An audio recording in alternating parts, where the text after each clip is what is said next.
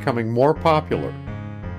During 1948, the people in ATIC were openly discussing the possibility of interplanetary visitors without others tapping their heads and looking smug. During 1948, the novelty of UFOs had worn off for the press, and every John and Jane Doe who saw one didn't make the front pages, as in 1947. Editors were becoming hardened. Only a few of the best reports got any space. Only the classics rated headlines. The classics were 3 historic reports that were the highlights of 1948. They are called the classics, a name given them by the Project Blue Book staff, because 1.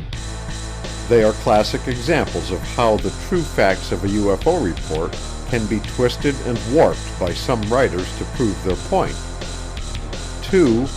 They are the most highly publicized reports of this early era of the UFOs. And 3.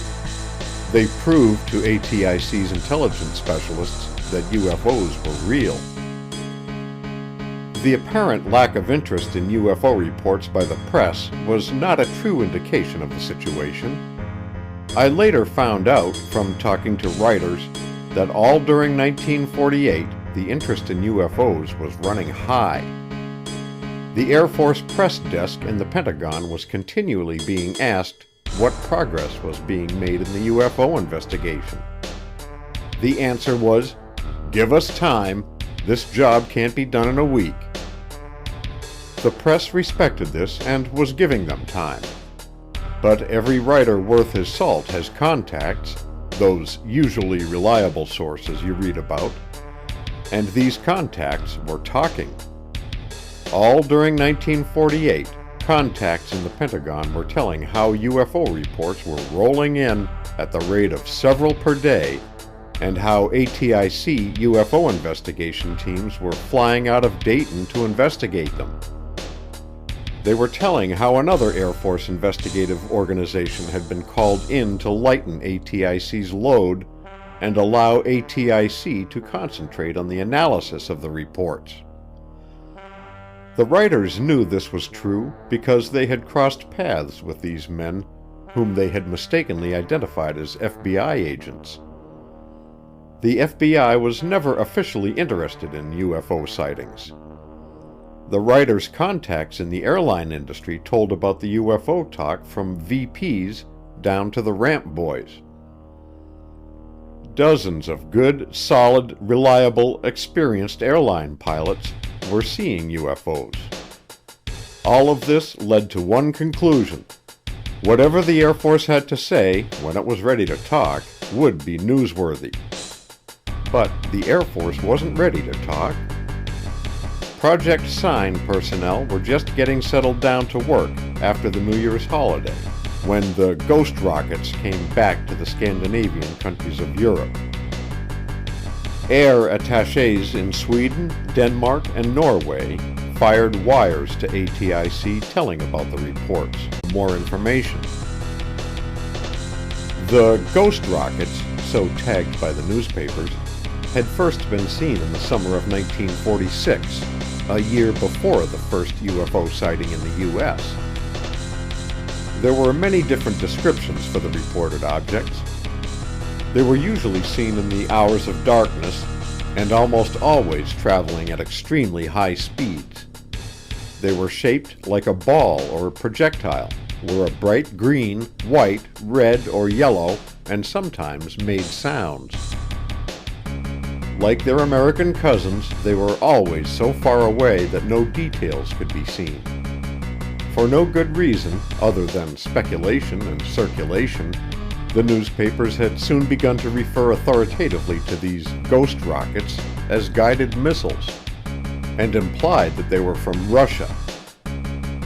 Peenemünde, the great German missile development center and birthplace of the V-1 and V-2 guided missiles, came in for its share of suspicion since it was held by the Russians. By the end of the summer of 1946, the reports were widespread, coming from Denmark, Norway, Spain, Greece, French Morocco, Portugal, and Turkey. In 1947, after no definite conclusions as to the identity of the rockets had been established, the reports died out. Now, in early January 1948, they broke out again. But Project Sign personnel were too busy to worry about European UFO reports. They were busy at home. A National Guard pilot had just been killed chasing a UFO. On January 7, all of the late papers in the U.S. carried headlines similar to those in the Louisville Courier. F-51 and Captain Mantell destroyed chasing flying saucer. This was Volume 1 of The Classics, the Mantell Incident. At 1:15 on that afternoon, the control tower operators at Godman Air Force Base, outside Louisville, Kentucky, received a telephone call from the Kentucky State Highway Patrol. The patrol wanted to know if Godman Tower knew anything about any unusual aircraft in the vicinity.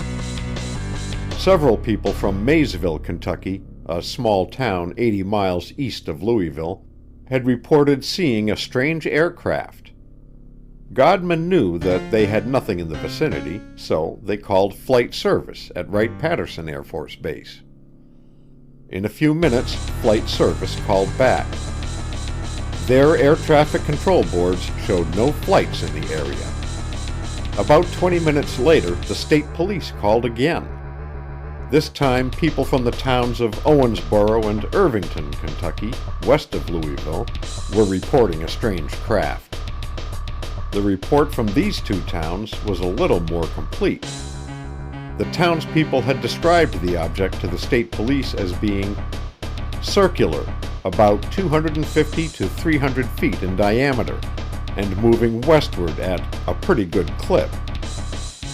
Godman Tower checked flight service again. Nothing. All this time, the tower operators had been looking for the reported object. They theorized that since the UFO had to pass north of Godman to get from Maysville to Owensboro, it might come back. At 1:45, they saw it, or something like it. Later, in his official report, the assistant tower operator said that he had seen the object for several minutes before he called his chief's attention to it. He said that he had been reluctant to make a flying saucer report.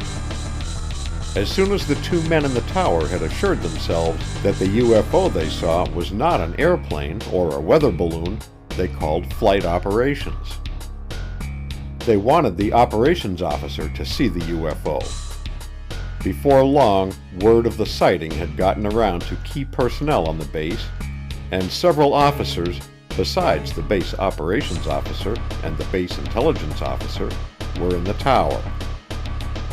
All of them looked at the UFO through the tower's 6x50 binoculars and decided they couldn't identify it.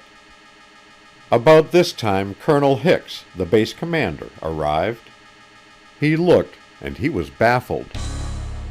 At 2:30, they reported they were discussing what should be done when 4 F-51s came into view, approaching the base from the south.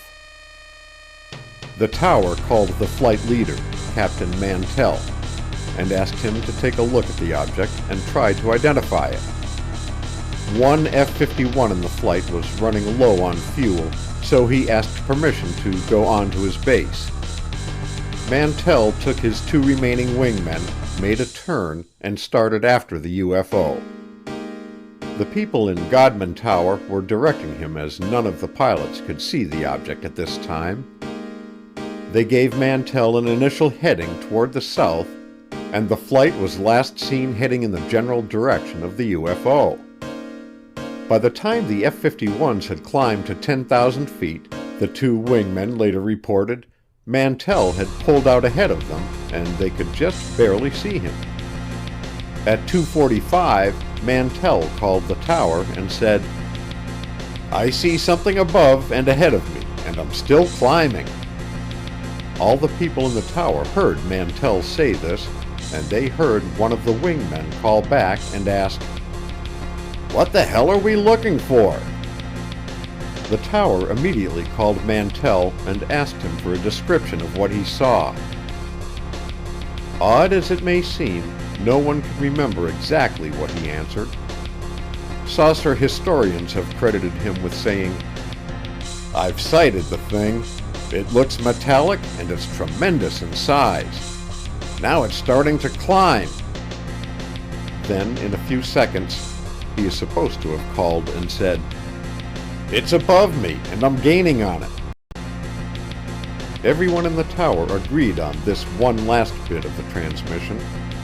"I'm going to 20,000 feet, but didn't agree on the first part about the UFOs being metallic and tremendous. The two wingmen were now at 15,000 feet and trying frantically to call Mantell. He had climbed far above them by this time and was out of sight. Since none of them had any oxygen, they were worried about Mantell. Their calls were not answered. Mantell never talked to anyone again.